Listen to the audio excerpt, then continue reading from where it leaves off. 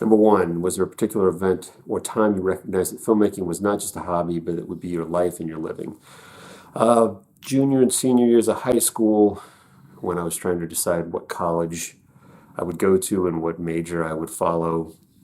We were making a lot of student films, silly little films that just felt exciting, and I thought, let's just chase it, see what happens if we follow this path. And so yeah, just collaborating with my friends in high school led me to study film in college, and here we are now, still making movies. Number two, is it harder to get started or to keep going? What particular thing do you have to conquer to do either? Yeah, getting started's tough. Of course, the journey of 1,000 miles starts with a single footstep, and getting that footstep can sometimes be a challenge. I think there's a certain momentum once a project has started that carries it. You have momentum, and that becomes inertia, and all of a sudden everything comes together and you've got a movie. Now, in between projects, keeping going can be frustrating because I don't make any money on my films. They're personal projects. So, yeah, like finding the energy and stamina to get going again on a new project can sometimes be challenging. So, they're they're both hurdles to overcome, but you just got to keep pushing forward no matter what the obstacles you encounter. Number three, what advice would you give someone who wanted to have a career creating film?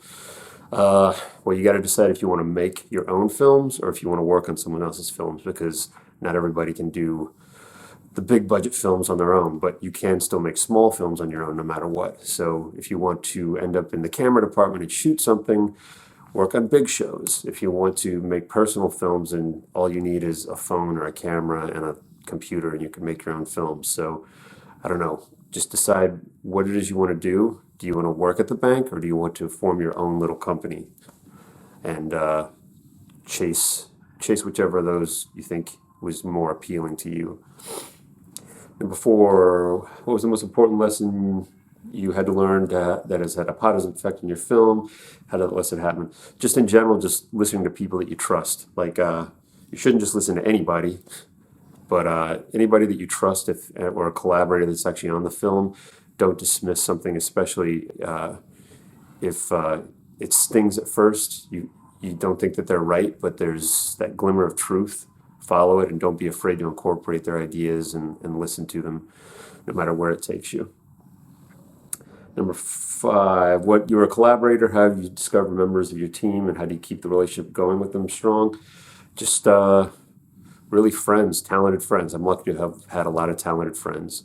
There's not a whole lot of people that I regularly collaborate with that are just arbitrary filmmakers that I only get together with when we're making a project. Most of them are people that I travel with and drink with and just hang out with and discuss ideas with. So if you can find talented friends, that is a lot better than just having a business crew that you employ. You're here at the Louisiana Film Channel's Movie of the Week. You're here because you're working how you do it. What personal attributes that make for a good filmmaker, and what do you do to foster them? Adaptability is huge. Just being able to think on your feet and change, because the ground is always shifting, and you need to be ready for anything that comes at you. So yeah, adaptability and again collaboration. Those are two things that I learned more. I'm a firefighter, and I learned more of that going through fire academy and working at the firehouse, honestly, than even in film school, because there's no time, especially at a fire scene. You've got a group of guys, you're all trying to work together, you know your job, and there's no time to second guess things. And obviously, a film is not an emergency situation, but sometimes you really are down to the wire and you just got to make split second decisions and stand by them and make the best of a bad situation. Let's see. When I wanted to devote my life to movies, the decision was to move to New York or LA. How does where do you live influence how and what you make, and how do you think Louisiana currently affects your working process?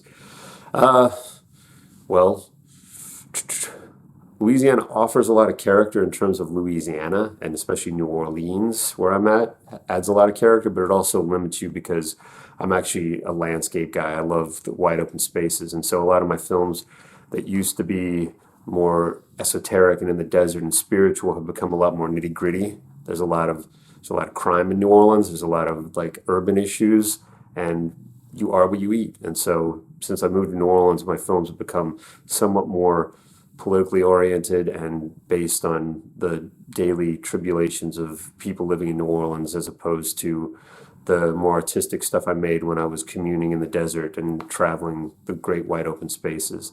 So I definitely think the place that you live and work in affects you for better or for worse, and that's why there's been a shift in some of my filmmaking. But I want to get back out to the desert. I want to make some films that are more spiritual for me personally.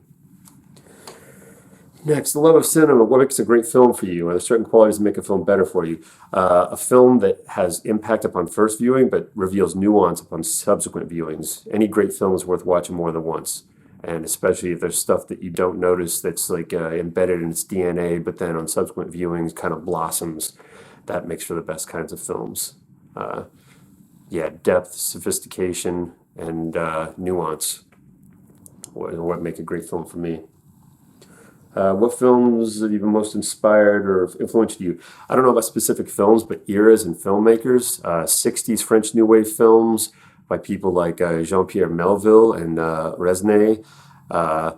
So like Le Samurai and Je t'aime, last year at Marienbad. Those are the French films. And then 70s American cinema, especially from guys like Sam Peckinpah and Nicholas Roeg. Don't Look Now and The Wild Bunch and Straw Dogs and Bring Me the Head of Alfredo Garcia, Scorsese films like Taxi Driver.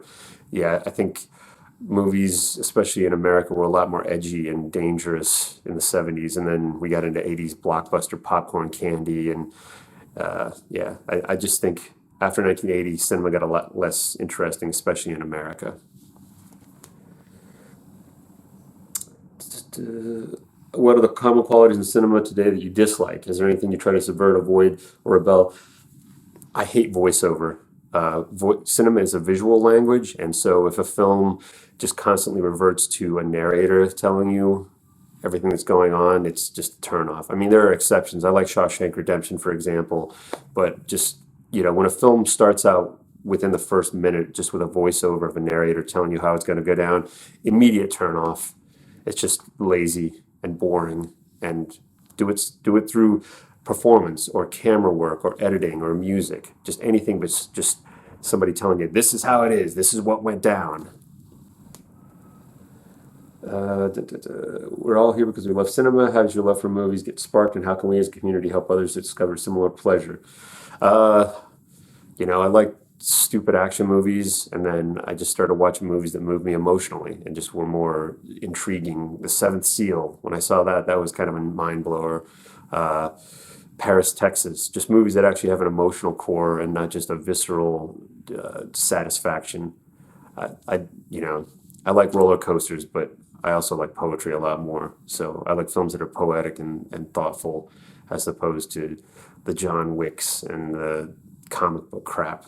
Like, that just doesn't interest me at all. I don't care how clever it is. It's still just not as interesting as, a little movie made about people I can relate to on a human level. Generally speaking, when we want to learn about film, we talk to the director, but those that make films know how much it's really a collaboration. What makes a fruitful collaboration? What do you do to enhance the collaborative process?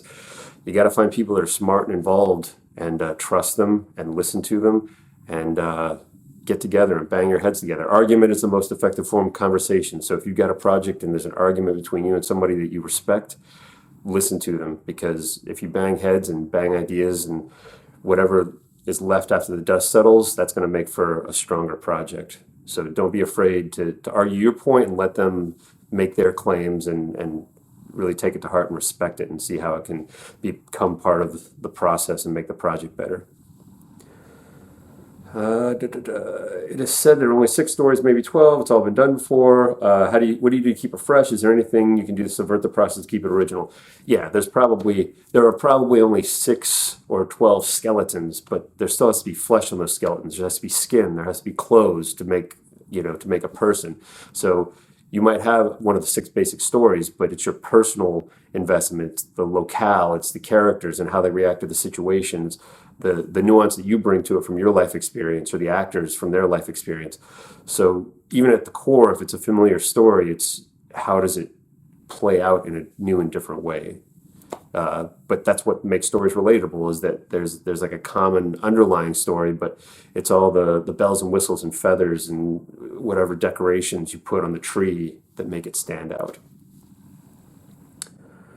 We get noticed because of our successes, but we create them on the back of our failures. What failures have you been able to learn from?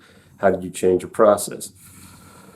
I made a few films that just didn't work, mainly because I was trying to be too obscure, and I've learned sometimes it is better to try to get your point across and not make it too esoteric, but it's a balance, like trying to find, you know, trying to tell your story without hammering somebody over the head. So some of my early films were just a little too obscure, and now I'm not afraid to have a simple, straightforward story if that's what the narrative calls for.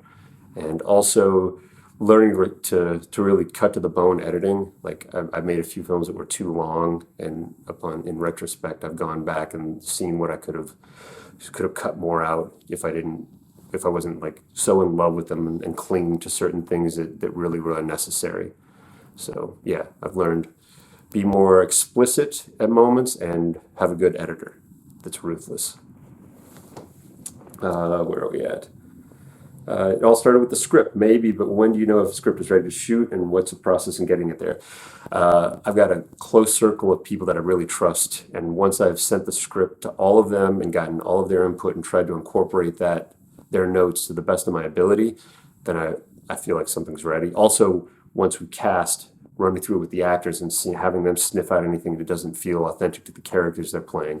So it's a phased process of talking to collaborators, talking to the actors and how they approach the characters, and also when you're just totally sick of it and you feel like you just ground through it so much that it's got to get out now because there's nothing more that you can bring to it without other living beings bringing it to life. So sometimes you just have to run with it, even if you think you could do 6 more months of writing. If you think that way, you'll never get to a point where it's perfect and it's ready. Several directors have told me that directing is actually casting, regardless of whether it's true. Some actors have it, and sometimes they need something to make it pop. You spotted that. What is it, and how do you find it? It is when an actor makes me forget that the lines are scripted, makes me forget that I'm watching a performance. And you totally see that, like when they take it to another level and it crackles and feels human and real, as opposed to lines on a page, especially if you've written them, when you forget that you've written these lines and they feel like they're really coming from someone's mouth from an honest place. That's it.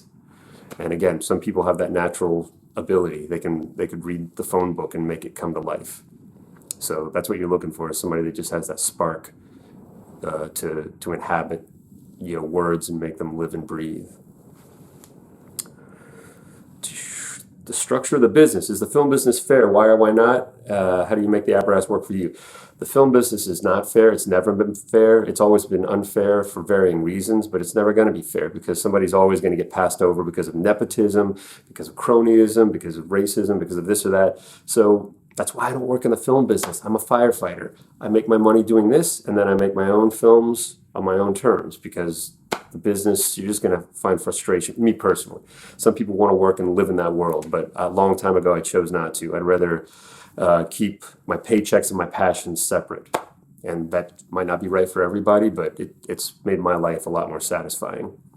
So yeah, to hell with the film business. Is it the filmmaker's responsibility to develop your audience? Why do you feel that way?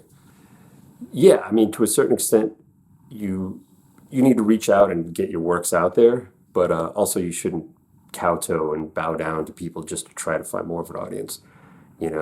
Every time I make a new film, I have screenings around and send it out to people via the links and hopefully get a bigger audience that'll be interested in the next film that I make. But at a certain point, the thing has to take a life of its own on, and hopefully you don't have to do all the dirty work, and hopefully people appreciate your film and send it to other people. I mean, that is one of the virtues of the viral society that we live in now. Good work can find its own path without distributors and traditional methods of distribution.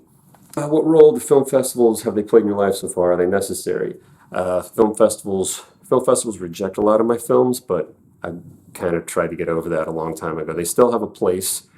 Sometimes good work's found, but a lot of times bigger festivals have been infiltrated by corporate studio interests and corporate interests. So, South by Southwest in Toronto have almost become a platform where major releases with Brad Pitt and Orlando Bloom get free releases without the studio having to rent a venue or create a press conference. So I've kind of given up on major festivals like that, but there's still small ones where people's work gets shown and they still serve a purpose, but they're kind of unnecessary at the end of the day because, again, you can put your film on YouTube or Vimeo and send it to anybody in the world and they can send it to anybody else, and it kind of makes the old festival concept unimportant, especially in the age of COVID.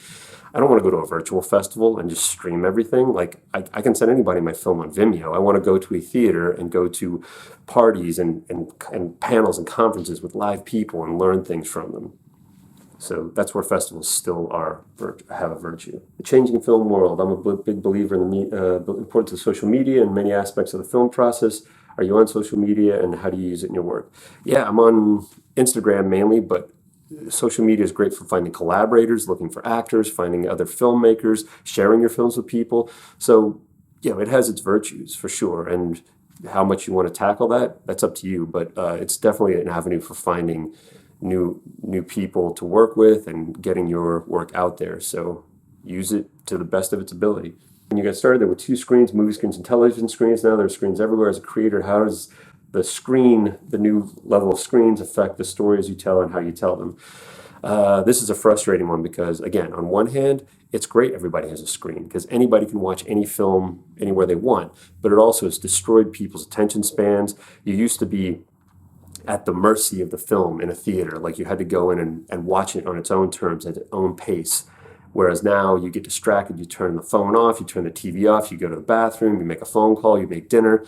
So it's annoying because you make a film with a measured pace or it has artistic aspirations, and if people their attention spans have degraded so much that they can just walk away from it and not appreciate the kind of rhythm that you wanted to give it. So it's a double-edged sword. Also compositionally, just visually, you might have made a big movie with little actors here and there in a big shot, and then they're watching it on a screen this big and they can't even make out the action that's going on.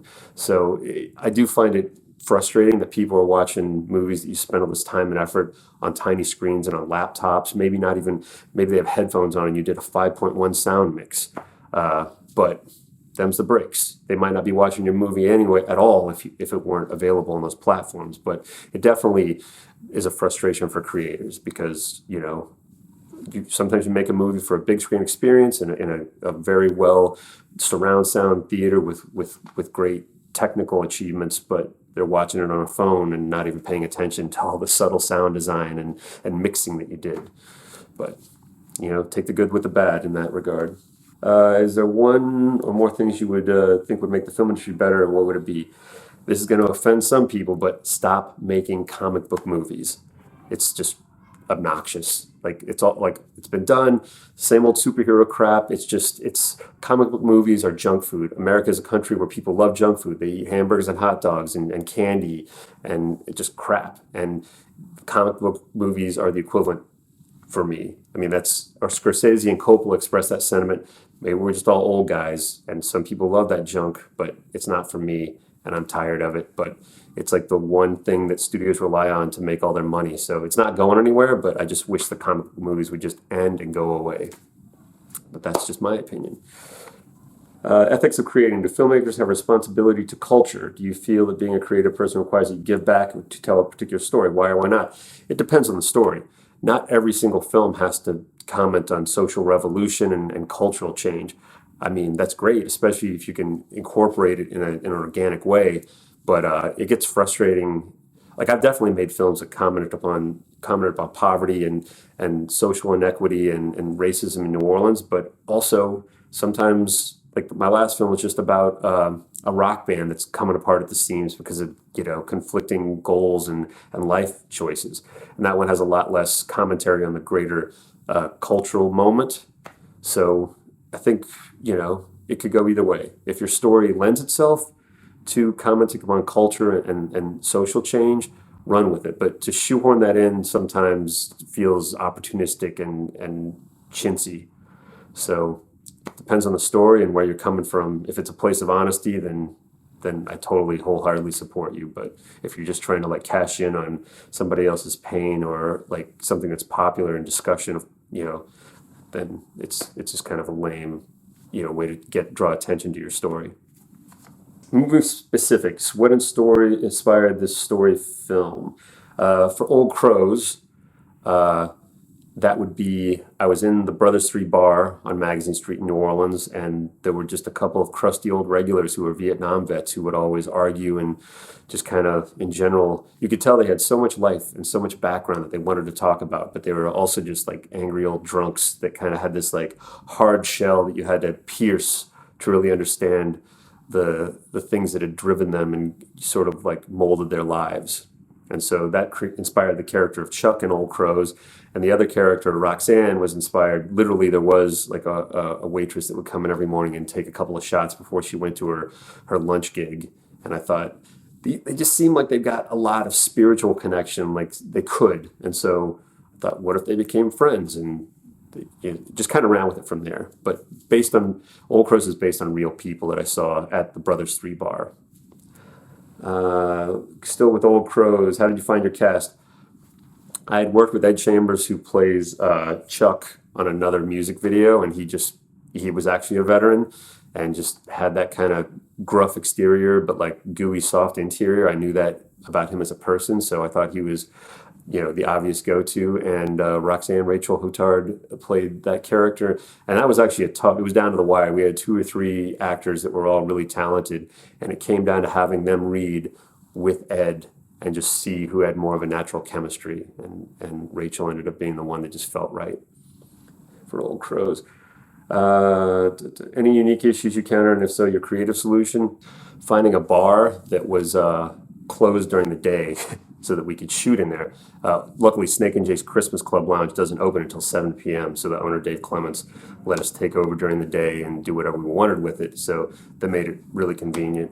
Also, it was really hot. It was the middle of the summer, so just all the locations were just miserably hot, so we could only shoot for so long until the actors were dripping with sweat, and we all just needed to take a break. But we just staggered it out and sallied forth and made it happen. Still with Old Crows, anyone you'd like to acknowledge and thank for this project? The owner of Snake and Jake's Christmas Club Lounge. He let us shoot there for 2 days, and to get extras, we basically said, come on in, I'm going to buy all your drinks, just stick around, drink, we'll shoot around you, we just need background drunks. And at the end of the shoot, I said, all right, Dave, hit me with it. What's the bill going to be? I was thinking it was going to be $1,000 or more in booze that we'd given away to these extras. And Dave said, how about you just give me $60? I was like, thank you, Dave. You are now an executive producer on this film, is exactly what I said. So shout out to Dave Clements for giving us Snake and Jake's. What is your next project?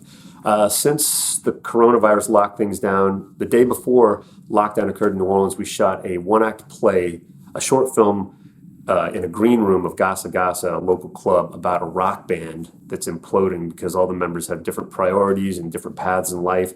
And it's just sort of about trying to hold together a project, whether it applies to anything, whether it's a film or a musical endeavor, a band. It's so hard to keep people on the same wavelength, especially over the course of time.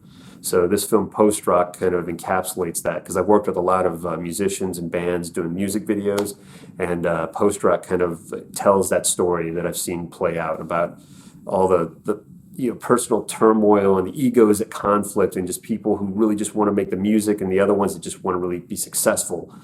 And so that film is now complete, and hopefully we'll play more often since the pandemic is close to ending.